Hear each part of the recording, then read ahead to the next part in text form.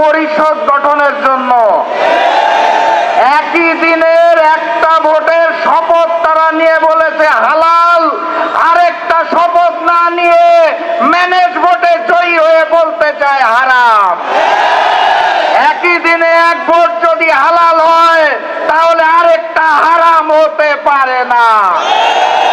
70% জনগণের হা ভোটের রায়কে যারা অস্বীকার করে বেঈমানি করতে চায় তাদের স্থান এই বাংলার মসনদে হবে না ইনশাআল্লাহ।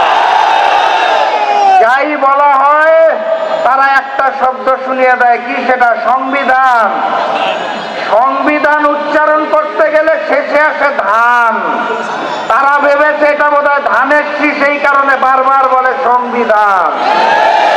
এটা ওই যে নির্বাচনের আগে নিকৃষ্ট স্লোগান দিত, কি জানি, লাগারে লাগা ধান লাগা, ওই ধান নয়।